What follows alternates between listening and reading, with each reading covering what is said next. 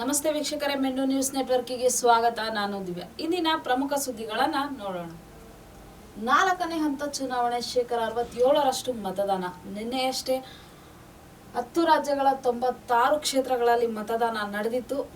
ಈ ಒಂದು ಭಾಗಗಳಲ್ಲಿ ಯಶಸ್ವಿಯಾಗಿ ಸಂಜೆ 5 ಗಂಟೆವರೆಗೂ ನಡೆದಂತ ಮತದಾನದಲ್ಲಿ ಶೇಕಡ 67.7ರಷ್ಟು ಮತದಾನ ಆಗಿದೆ. ಇನ್ನು ಯಾವ್ಯಾವ ಭಾಗದಲ್ಲಿ ಎಷ್ಟರ ಮಟ್ಟಿಗೆ ಮತದಾನ ಆಗಿದೆ ಅಂತ ನೋಡೋದಾದ್ರೆ, ಒಡಿಶಾದಲ್ಲಿ ಶೇಕಡ 63 ಹಾಗೂ ಆಂಧ್ರ ಪ್ರದೇಶದಲ್ಲಿ 68, ಪಶ್ಚಿಮ ಬಂಗಾಳದಲ್ಲಿ ಅಂದ್ರೆ ಈ ಬಾರಿ ಅತಿ ಹೆಚ್ಚು ಪಶ್ಚಿಮ ಬಂಗಾಳದಲ್ಲಿ ಶೇಕಡ 78.44ರಷ್ಟು ಮತದಾನ ಆಗಿದೆ. ಇನ್ನು ಅತಿ ಕಡಿಮೆ ಅಂತ ನಾವು ನೋಡೋದಾದ್ರೆ ಜಮ್ಮು ಕಾಶ್ಮೀರದಲ್ಲಿ ಕೇವಲ 38ರಷ್ಟು ಮಾತ್ರ ಮತದಾನ ಆಗಿದೆ, ಅತಿ ಕಡಿಮೆ ಮತದಾನ. ಇನ್ನು ಆಂಧ್ರ ಪ್ರದೇಶ, ತೆಲಂಗಾಣ, ಪಶ್ಚಿಮ ಬಂಗಾಳ, ಕೆಲವೊಂದು ಬಿಹಾರ, 4-5 ಕಡೆ ಭಾಗಗಳಲ್ಲಿ ನೋಡಿದಾಗ ಏನೋ ಒಂದು ರೀತಿಯ ಹಿಂಸಾಚಾರ, ಮತದಾನದ ವೇಳೆ ಮತದಾನದ ಮತಗಟ್ಟೆಗಳಲ್ಲಿ ಹಿಂಸಾಚಾರ, ಮತದಾರರಿಗೂ ಹಾಗೂ ಅಭ್ಯರ್ಥಿಗಳಿಗೂ ಸಹ ಒಂದು ಮಾತಿನ ಚಕಮಕಿ, ಈ ತರ ಒಂದು ಘಟನೆಗಳು ಸಹ ನಿನ್ನೆ ಸಂಭವ ಆಗಿದೆ. ಇನ್ನ ಏನು ಶ್ರೀನಗರ ಅಂದ್ರೆ 370 ಆರ್ಟಿಕಲ್ ಅನ್ನೋದು ಏನಿತ್ತು ಅದು ರದ್ದಾದ ನಂತರ ಈ ಬಾರಿಗೆ 37.98ರಷ್ಟು ಅತಿ ಹೆಚ್ಚು ಮತದಾನ ಆಗಿದೆ. ಯಾವ ಭಾಗದಲ್ಲಿ? ಜಮ್ಮು ಕಾಶ್ಮೀರದಲ್ಲಿ, ಶ್ರೀನಗರ, ಜಮ್ಮು ಕಾಶ್ಮೀರದಲ್ಲಿ. ಇನ್ನು 2019ರ ಚುನಾವಣೆಯಲ್ಲಿ ಶೇಕಡ 14.43ರಷ್ಟು ಮತದಾನ ಆಗಿತ್ತು. ಇನ್ನು 2019ರಲ್ಲಿ ಶೇಕಡ 25.86ರಷ್ಟು ಮತದಾನ ಆಗಿದೆ. ಇನ್ನು ನೆಕ್ಸ್ಟ್ ನೋಡೋದಾದ್ರೆ, ಮುಂದುವರಿದ ಮಳೆ. ಈಗ ಆಲ್ಮೋಸ್ಟ್ ಎಲ್ಲಾ ಭಾಗದಲ್ಲೂ, ಬೆಂಗಳೂರಲ್ಲೂ ಸಹ, ಹೊರ ರಾಜ್ಯಗಳಲ್ಲೂ ಸಹ ಅತಿ ಹೆಚ್ಚು ಗುಡುಗು ಸಿಡಿಲಿಂದ ಕೂಡಿದ ಮಳೆಗಳಾಗ್ತಾ ಇದೆ.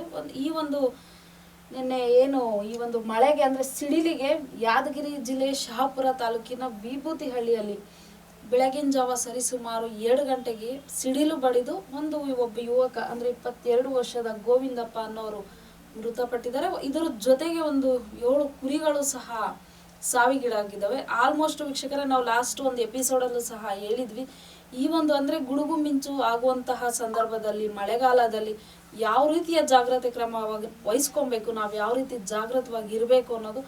ಆದಷ್ಟು ಹುಷಾರಾಗಿರಿ. ತಗ್ಗು ಪ್ರದೇಶಗಳಲ್ಲಿ ಆಗ್ಲಿ ಅಥವಾ ಮರಗಳ ಹತ್ರ ನಿಂತ್ಕೊಳ್ಳೋದಾಗ್ಲಿ, ಕೆಲವೊಂದು ಕ್ರಮಗಳನ್ನ ನೀವು ತಗೊಳ್ಬೇಕು. ಹುಷಾರಾಗಿರಿ ಅಂತ ಹೇಳ್ತಾ, ಇನ್ನು ನೆಕ್ಸ್ಟ್ 24ರಿಂದ ಲಾಲ್ಬಾಗ್ನಲ್ಲಿ ಮಾವು ಹಲಸು ಮೇಳ. ಹಣ್ಣುಗಳ ರಾಜ ಅಂತ ಹೇಳ್ಬೋದು. ಮಾವು ತಾನೇ ಇಷ್ಟ ಇಲ್ಲ, ಎಲ್ಲರ ಬಾಯಲ್ಲೂ ನೀರೂರಿಸುತ್ತೆ ಮಾವು ಅನ್ನೋದು. ಸೊ ಎಲ್ಲರ ಅತಿ ಹೆಚ್ಚು ಪ್ರಿಯವಾದ ಹಣ್ಣು ಅಂದ್ರೆ ಈ ಮಾವು. ಇಂಥ ಒಂದು ಮಾವು ಮೇಳ ಇದೇ ತಿಂಗಳ ಮೇ 24ರಿಂದ ಇದೇ ತಿಂಗಳ 24ರಿಂದ ಜೂನ್ 10ರವರೆಗೆ ಮಾವು ಮತ್ತು ಹಲಸು ಮೇಳ ಇದೇ ಲಾಲ್ಬಾಗಲ್ಲಿ ಸಸ್ಯ ತೋಟ ಅಂತಾನೆ ಹೆಸರುವಾಸಿಯಾಗಿರುವಂತಹ ಲಾಲ್ಬಾಗ್ನಲ್ಲಿ ನಡೀತಾ ಇದೆ. ಇನ್ನ ಬೆಂಗಳೂರು ಗ್ರಾಮಾಂತರ, ರಾಮನಗರ, ಕೋಲಾರ, ಚಿಕ್ಕಬಳ್ಳಾಪುರ, ಧಾರವಾಡ ಹೀಗೆ ಹಲವಾರು ಭಾಗಗಳಿಂದ ನೈಸರ್ಗಿಕವಾಗಿರುವಂತಹ ಮಾವು ಮೇಳ ನಡೀತಾ ಇದೆ. ಹಲವಾರು ಭಾಗಗಳಿಂದ ರೈತರು ಸಹ ಸೇರ್ತಾ ಇದ್ದಾರೆ. ಈ ಮಾವು ಅನ್ನೋ ಸಿಚುವೇಶನ್ ಅಥವಾ ಸೀಸನ್ ಬಂದಾಗ ಕೆಲವೊಬ್ರು ಏನ್ ಮಾಡ್ತಾ ಇದ್ದಾರೆ ಅಂದ್ರೆ ಇಂಜೆಕ್ಷನ್ ಕೊಡೋದು, ಮಾವು ಹಣ್ಣುಗಳಿಗೆ ಆ ರೀತಿಯಾಗಿ ಹಣ್ಣನ್ನ ರೆಡಿ ಮಾಡೋದು, ನೋಡೋದಕ್ಕೆ ಕಲರ್ಫುಲ್ ಆಗಿ ಕಾಣಬೇಕು, ಈ ತರ ಕೆಟ್ಟ ಕೆಲಸನೇ ಅಂತ ಹೇಳ್ಬೋದು ಗ್ರಾಹಕರನ್ನ ಸೆಳೆಯಕ್ಕೆ. ಬಟ್ ಈ ಸಸ್ಯ ಮೇಳದಲ್ಲಿ ನೈಸರ್ಗಿಕವಾದಂತ ಹಣ್ಣುಗಳು ಸಿಗುತ್ತೆ, ವಿಭಿನ್ನವಾದಂತಹ ಹಣ್ಣುಗಳು ಸಹ ಸಿಗುತ್ತೆ. ಆಲ್ಮೋಸ್ಟ್ ಮಾವು ಪ್ರಿಯರಿಗೆ ಇದು ಒಳ್ಳೆ ಸುದ್ದಿನೇ ಅಂತ ಹೇಳ್ಬೋದು.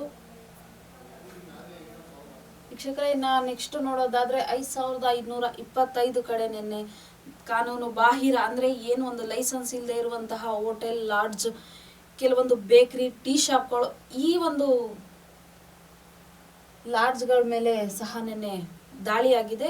ಸಿಸಿಬಿ ಅವರು ದಾಳಿ ನಡೆಸಿರೋದು 5525 ಕಡೆ ದಾಳಿಯಾಗಿದೆ. ಬಟ್ ಯಾವ ರೀಸನ್ಗೆ ಲೈಸೆನ್ಸ್ ಇಲ್ಲದೆ ಇರೋದು ಅಥವಾ ಟೈಮ್ ಸೆನ್ಸ್ ಇಲ್ಲದೆ ಇರೋದು, ಯಾವುದೇ ಲಾಡ್ಜ್ ಆಗ್ಲಿ, ಬಾರ್ ಆಗ್ಲಿ, ಇವಕ್ಕೆಲ್ಲ ನಿಯಮ ಅನ್ನೋದಿರುತ್ತೆ. ಈ ನಿಯಮನ ಇವರೆಲ್ಲ ಉಲ್ಲಂಘಿಸ್ತಿದ್ದಾರೆ. ಟೈಮಿಂಗ್ಸ್ 10 ಗಂಟೆ ಕ್ಲೋಸ್ ಆಗ್ಬೇಕಂದ್ರೆ 10 ಗಂಟೆ ಕ್ಲೋಸ್ ಮಾಡದೇ ಇರೋದಾಗ್ಲಿ, 11-12 ಗಂಟೆವರೆಗೂ ಓಪನ್ ಮಾಡ್ಕೊಂಡಿರೋದಾಗ್ಲಿ, ಈ ತರ ಕೆಲವೊಂದು ಕಾನೂನು ನಿಯಮ ಬಾಹಿರ ಅನ್ನೋ ಪ್ರಕರಣದಲ್ಲಿ ನಿನ್ನೆ ದಾಳಿಯಾಗಿದೆ. 5035 ಮದ್ಯದಂಗಡಿ, 838 ಬಾರು ಹಾಗೂ ರೆಸ್ಟೋರೆಂಟು, ಮತ್ತೆ 1823 ಟೀ ಮತ್ತು ಬೇಕ್ರಿ ಶಾಪ್ಗಳು, ಇನ್ನು 707 ಲಾಡ್ಜು, 931 PG, 526 ಅಂದರೆ ಇತರೆ ಒಂದು 526 ಕಡೆ ಒಂದು ದಾಳಿಯಾಗಿದೆ. ಈ ಒಂದು ಸಂದರ್ಭದಲ್ಲಿ 3667 ಪ್ರಕರಣ ಅಂದರೆ ನಿಯಮ ಉಲ್ಲಂಘಿಸಿರುವಂತಹ ಪ್ರಕರಣಗಳು 3667 ಪ್ರಕರಣಗಳು ಸಹ ದಾಖಲಾಗಿದೆ. ಅಪ್ರಾಪ್ತರಿಗೆ ತಂಬಾಕುಗಳು ಅಂದರೆ ಏನು ವಯಸ್ಸು ಆಗಿಲ್ಲದೆ ಇರುವಂತಹ ವಯಸ್ಕರ ಆಗಿ ಇನ್ನ ಏಜ್ಗೆ ಬಂದೇ ಇರಲ್ಲ ಅಂಥವ್ರಿಗೂ ಸಹ ಏನು ತಂಬಾಕು ಮಾರಾಟ ಆಗ್ತಾ ಇರುವಂಥ ಸಂದರ್ಭಗಳು, ಈ ಒಂದು ಕೆಲವೊಂದು ಪ್ರಕರಣಗಳು ಸಹ ನಿನ್ನೆ ದಾಖಲಾಗಿದೆ. ಇನ್ನು ನೆಕ್ಸ್ಟ್ ನೋಡೋದಾದರೆ 11 ದಿನದ ಬಳಿಕ HD ರೇವಣ್ಣಗೆ ಜಾಮೀನು. ಇಂದು ಏನು ವಿಡಿಯೋ ಪ್ರಕರಣದಲ್ಲಿ ಅಪಹರಿಸಿದ ಪ್ರಕರಣದಲ್ಲಿ HD ರೇವಣ್ಣ ಅವರ ಬಂಧನ ಆಗಿತ್ತು, 11 ದಿನ ಆಗಿತ್ತು ಅವ್ರ ಬಂಧನ ಆಗಿ. ಇವತ್ತು ಒಂದು ಕೆಲವೊಂದು ನಿಯಮದ ಅಂದರೆ ಷರತ್ತುಗಳ ಮೇಲೆ HD ರೇವಣ್ಣ ಅವರ ಬಿಡುಗಡೆಯಾಗಿದೆ. ಆ ಒಂದು ಕೆಲವೊಂದು ಷರತ್ತುಗಳು ಅನ್ನೋದು ಏನಂತ ನೋಡೋದಾದರೆ, ಪಾಸ್ಪೋರ್ಟ್ಗಳನ್ನು ಏನು ಅವ್ರ ಪಾಸ್ಪೋರ್ಟ್ ಇದೆ ಆ ಪಾಸ್ಪೋರ್ಟ್ಗಳನ್ನು ನ್ಯಾಯಾಲಯಕ್ಕೆ ಒಪ್ಪಿಸ್ಬೇಕು.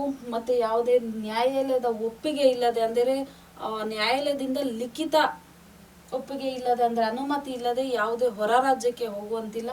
ಇನ್ನು KR ನಗರಕ್ಕೂ ಸಹ ಅವರು ಹೋಗೋ ಹಾಗಿಲ್ಲ. ಮತ್ತು 5 ಲಕ್ಷದ ಬಾಂಡ್ ಸಹ ನೀಡಬೇಕು ನ್ಯಾಯಾಲಯಕ್ಕೆ. ಹೀಗೆ ಕೆಲವೊಂದು ಷರತ್ತುಗಳ ಮೇಲೆ ಇವತ್ತು ಬಿಡುಗಡೆ ಆಗಿದೆ. ಬಟ್ ಕೆಲವೊಂದು ಜನರ ಅಭಿಪ್ರಾಯ ಏನು, ನ್ಯಾಯಾಲಯದಲ್ಲಿ ಇದ್ದಾಗಲೇ ಅಂದರೆ ಏನೋ ಒಂದು ಅಗ್ರಹಾರದಲ್ಲಿ ಇದ್ದಾಗಲೇ ಪರಪರ ಅಗ್ರಹಾರದಲ್ಲಿ ಇದ್ದಾಗಲೇ SIT ತನಿಖೆಗೆ ಸ್ಪಂದಿಸ್ತಿರ್ಲಿಲ್ಲ. ಏನೇ ಒಂದು ಕ್ವಶನ್ ಕೇಳಿದ್ರು ಸಹ ನನಗೇನು ಗೊತ್ತಿಲ್ಲ, ನನಗೇನು ಮಾಹಿತಿ ಇಲ್ಲ ಇದ್ರ ಬಗ್ಗೆ ಅನ್ನೋ ಒಂದು ಕೆಲವೊಂದು ಈ ಒಂದು ವರ್ಡನ್ನು ಬಿಟ್ಟರೆ ಬೇರೆ ಯಾವುದೇ ರೀತಿಯಾಗಿ ತನಿಖೆಗೆ ಸ್ಪಂದಿಸಿರಲಿಲ್ಲ. ಬಟ್ ಇನ್ನು ಈಗ ಹೊರಗಡೆ ಬಂದಿದ್ದಾರೆ ಇವರು, ಹಲವಾರು ಜನ ಹೇಳೋದೇ ಇವರು ಮೊದಲೇ ಹೊರಟು ಸ್ವಭಾವದವರು ಅಂತ. ಈ ಒಂದು ಈಗ ಏನು ಬಿಡುಗಡೆ ಆಗಿದ್ದಾರೆ, ಈಗ ಯಾವುದೇ ರೀತಿಯ ಸಾಕ್ಷಿ ನಾಶ ಮಾಡೋದಿಲ್ವಾ ಅಥವಾ ಈಗ SIT ತನಿಖೆಗೆ ಸ್ಪಂದಿಸ್ತಾರಾ, ಕೆಲವೊಂದು ಮೂಲಗಳು ಏನು ಹೇಳ್ತಾ ಇದ್ದಾರೆ. ಬಟ್ ಇದಕ್ಕೂ ಸಹ ಕಾನೂನು ಏನು ಹೇಳಿದೆ, ಏನೇ ಇರಲಿ SIT ತನಿಖೆಗೆ ನೀವು ಸಪೋರ್ಟ್ ಮಾಡಬೇಕು, ಯಾವುದೇ ರೀತಿಯಂತಹ ಸಾಕ್ಷಿ ನಾಶ ಮಾಡೋ ಹಾಗಿಲ್ಲ, ಮತ್ತು ಸಂತ್ರಸ್ತೆಯರಿಗೆ ಎದುರಿಸೋ ಹಾಗಿಲ್ಲ. ಈ ಥರ ಕೆಲವೊಂದು ಏನು ಷರತ್ತುಗಳ ಮೇಲೆ ಬಿಡುಗಡೆ ಆಗಿದೆ. ವೀಕ್ಷಕರೇ, ನೋಡೋಣ ಈ ಒಂದು ಪ್ರಕರಣ ಮುಂದೆ ಯಾವ ರೀತಿಯ ತಿರುವು ತಗೊಳ್ಳುತ್ತೆ ಅಂತ. ಇನ್ನು ಇದಾಗಿತ್ತು ಈ ಕ್ಷಣದ ಸುದ್ದಿ. ನಿರಂತರ ಸುದ್ದಿಗಾಗಿ ನೋಡ್ತಾ ಇರಿ ಮೆಂಡು ನ್ಯೂಸ್ ನೆಟ್ವರ್ಕ್. ಮೆಂಡು ನ್ಯೂಸ್ ನೆಟ್ವರ್ಕ್, ಸತ್ಯದ ಕನ್ನಡಿ.